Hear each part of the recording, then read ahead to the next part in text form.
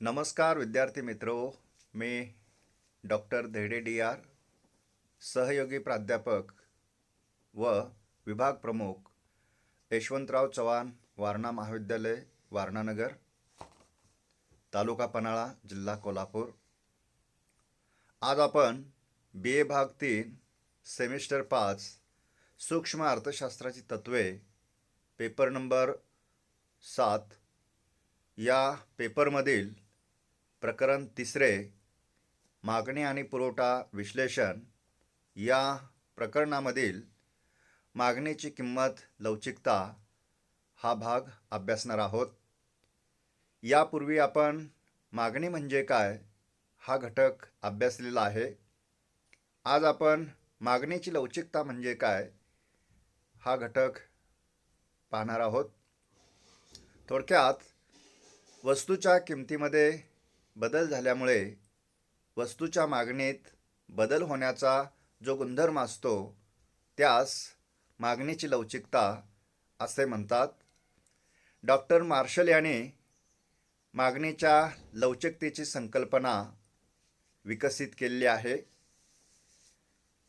Doctor marshal यांनी मागणीत होणाऱ्या बदलांचे मात्रात्मक प्रमाण मोजण्यासाठी मागणीची लवचिकता ही संकल्पना वापरलेली आहे।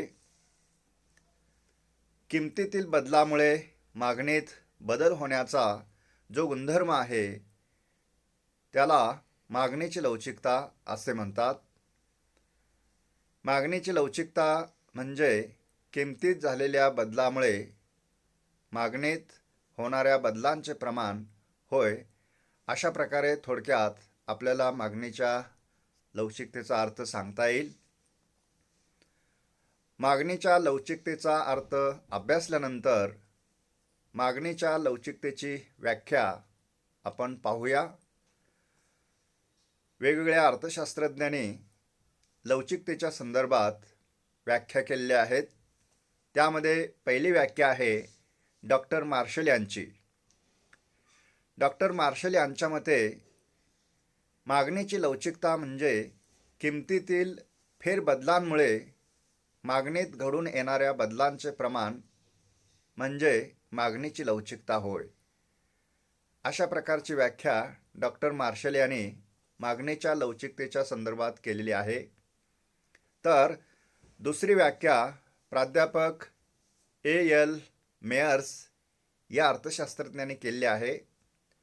प्राध्यापक एल मेयर्स यांच्या मते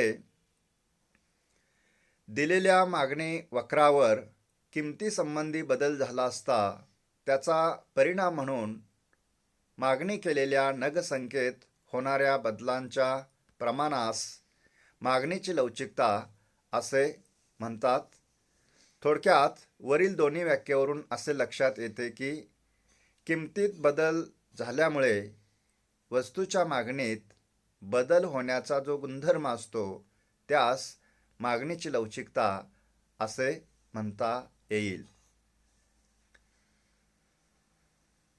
मागणीची किंमत लवचिकता म्हणजे काय हा घटक आपण पाहूया। किंमत बदलल्यामुळे खरेदी केल्या जाणाऱ्या वस्तूच्या परिमाणात ज्या दराने बदल होतो तो दर म्हणजे मागणीची किंमत लवचिकता होय। थोडक्यात वस्तूंच्या किमतीमध्ये बदल झाल्यामुळे वस्तूच्या खरेदीमध्ये जो बदल होतो किंवा ज्या दराने बदल होतो तो दर म्हणजेच मागणीची किंमत लवचिकता होय। मागणीची किंमत लवचिकता मोजण्यासाठी डॉक्टर मार्शल यांनी पुढील सूत्राचा वापर केलेला आहे। म्हणजेच सूत्राच्या सहाय्याने आपण मागणीची किंमत लवचिकता मोजू शकतो। मागणीची किंमत लवचिकता मोजण्यासाठी पुढील सूत्राचा वापर केला जातो। मागणीची किंमत लवचिकता बरोबर वस्तूच्या मागणीतील शेकडा बदल भागिले वस्तूच्या किमतीतील शेकडा बदल या सूत्राच्या सहाय्याने कोणत्याही वस्तूच्या मागणीची लवचिकता जी आहे हे आपल्याला मोजता येणे शक्य आहे. त्यानंतर मागणीची किंमत लवचिकता अभ्यासत असताना मागणीच्या किंमत लवचिकतेचे प्रकार अभ्यासणे तितकेच महत्त्वाचे आहे. किंमत लवचिकतेचे एकूण 5 प्रकार आहेत. त्यातील पहिला प्रकार पूर्ण लवचिक किंवा अनंत लवचिक मागणी. पूर्ण लवचिक याचा अर्थ असा होतो की वस्तूच्या किमतीत थोडासा जरी बदल झाला तरी मागणीमध्ये प्रचंड प्रमाणात बदल होतो, तेव्हा त्यास पूर्ण लवचिक मागणी किंवा अनंत लवचिक मागणी असे म्हणतात. उदाहरणार्थ सोने, चांदी किंवा मौल्यवान धातू जे आहेत यांच्या किमतीमध्ये थोडीशी घट झाल्यास प्रचंड प्रमाणात वाढ होते किंवा थोडीशी वाढ झाल्यास प्रचंड प्रमाणात घट होते. याचाच अर्थ या वस्तूंच्या बाबतीत मागणीची लवचिकता ही पूर्ण असते किंवा अनंत असते. पूर्ण लवचिक मागणी ही संकल्पना पुढील आकृतीच्या सहाय्याने आपण स्पष्ट करू. या अक्षावर वस्तूची किंमत आणि अक्ष अक्षावर वस्तूची मागणी दर्शवलेली आहे. ग हा मागणीचा वक्र असून तो वक्र अक्ष अक्षाला समांतर आहे. याचा अर्थ असा होतो की वस्तूच्या किमतीत थोडासा जरी बदल झाला तरी वस्तूच्या मागणीमध्ये प्रचंड प्रमाणात किंवा मोठ्या प्रमाणात बदल होतो. म्हणजेच मागणीची किंमत लवचिकता पूर्ण आहे किंवा पूर्ण लवचिक किंवा अनंत लवचिक मागणी आहे असे म्हटले जाते. हे आकृतीवरून स्पष्ट होते. त्यानंतर किंमत लवचिकतेचा दुसरा प्रकार आहे पूर्ण अलवचिक किंवा ताठर मागणी.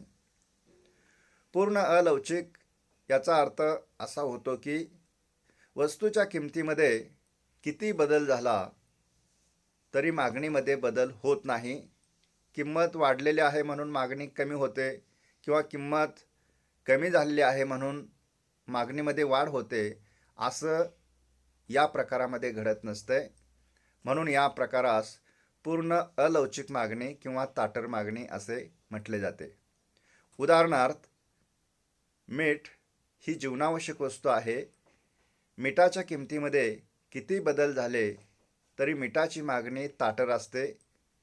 याचाच अर्थ किंमत कमी झाली म्हणून मीठ खाणे दुप्पट करतो असं होत नाही किंवा मिठाच्या मागणीमध्ये दुप्पट प्रमाणात वाढ होते असं होत नाही किंवा किंमत कमी झालेली आहे म्हणून मिठाचा वापर मोठ्या प्रमाणात केला जातो असंही होत नाही.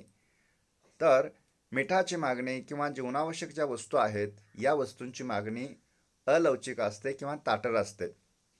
थोडक्यात वस्तूंच्या किमतीमध्ये किती बदल झाला तरी वस्तूच्या मागणीमध्ये बदल होत नाही, त्यास पूर्ण अलवचिक मागणी किंवा ताठर मागणी असे म्हणतात.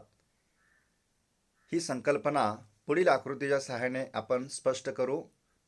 या अक्षावर वस्तूची किंमत आणि अक्ष अक्षावर वस्तूची मागणी किंवा नग संख्या दर्शवलेली आहे.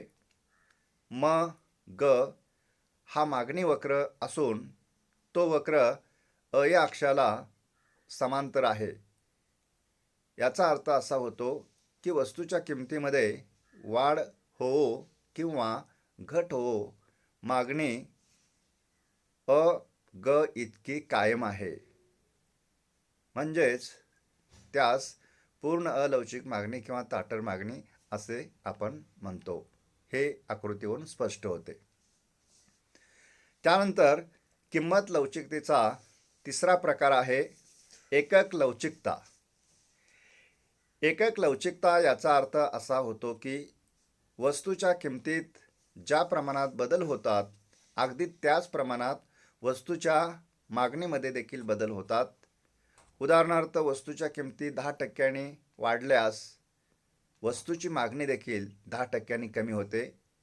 किंवा वस्तूच्या किमतीमध्ये 10% घट झाल्यास वस्तूच्या मागणीमध्ये देखील 10% वाढ होते. याचाच अर्थ किमतीमध्ये ज्या दराने बदल होतात त्याच दराने त्या वस्तूच्या मागणीमध्ये बदल होतात. म्हणून या प्रकारास एकक लवचिकता किंवा एक लवचिक मागणी असे म्हणतात. ही संकल्पना पुढील आकृतीच्या सहाय्याने आपण स्पष्ट करू. या अक्षावर किंमत आणि अक्ष अक्षावर मागणी दर्शवलेली आहे.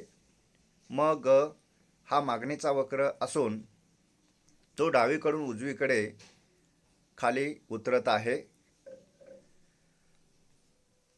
क पासून K1 पर्यंत मागणीत किमतीमध्ये घट झालेली आहे. क पासून K1 पर्यंत किमतीत घट झालेली आहे. त्यामुळे ब पासून B1 पर्यंत मागणीत वाढ झालेली आहे. म्हणजे ज्या प्रमाणात किमतीत घट झालेली आहे किंवा ज्या टक्क्यामध्ये किमतीत घट झालेली आहे त्याच प्रमाणात किंवा त्या टक्क्यात मागणीमध्ये वाढ होते. म्हणजे किमतीतील बदल आणि मागणीतील बदल हे एकसारखे असतात, समान असतात आणि म्हणूनच ग हा मागणीचा वक्र आरंभबिंदूशी बहिर्गोल होतो. यावरून असे स्पष्ट होते की मागणीची लवचिकता 1 आहे किंवा एकक आहे. त्यानंतर किंमत लवचिकतेचा चौथा प्रकार आहे एकापेक्षा अधिक लवचिक मागणी. एकापेक्षा अधिक लवचिक मागणी याचा अर्थ असा होतो की किमतीमध्ये ज्या प्रमाणात बदल होतात त्यापेक्षा मागणीत अधिक प्रमाणात बदल होत असतात. उदाहरणार्थ किंमत 5% बदलल्यास मागणीमध्ये 10% वाढ होते. म्हणजे किमतीतील बदलापेक्षा मागणीतील बदल हे मोठे असतात. किंमत 5% घटली असेल तर मागणी 10% वाढते किंवा किंमत 5% वाढले असेल तर मागणीमध्ये 10% घट होते. हे यावरून स्पष्ट होते. थोडक्यात किमतीतील बदलापेक्षा मागणीतील बदल हे मोठे असतात म्हणून त्यास एकापेक्षा अधिक लवचिक मागणी असे म्हटले जाते. त्यानंतर किंमत लवचिकतेचा पाचवा प्रकार आहे एकापेक्षा कमी लवचिक मागणी. एकापेक्षा कमी लवचिक मागणी याचा अर्थ असा होतो की किमतीतील बदलापेक्षा मागणीतील बदल हे कमी असतात. म्हणजेच उदाहरणार्थ किमतीमध्ये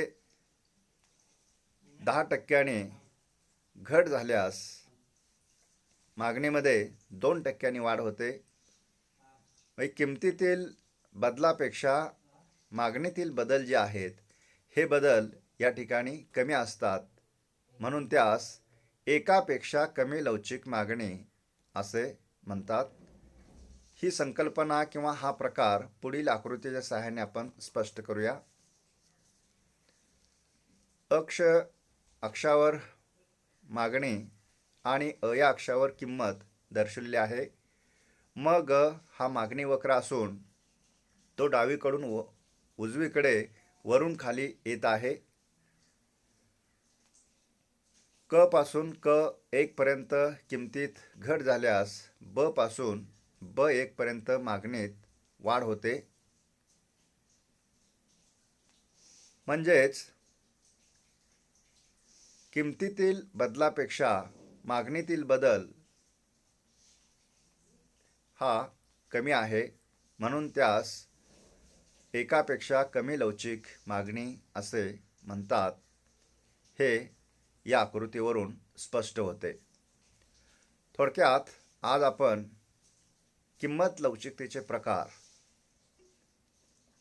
त्याचबरोबर लवचिकता म्हणजे काय, लवचिकतेच्या व्याख्या हा घटक अभ्यासलेला आहे. धन्यवाद.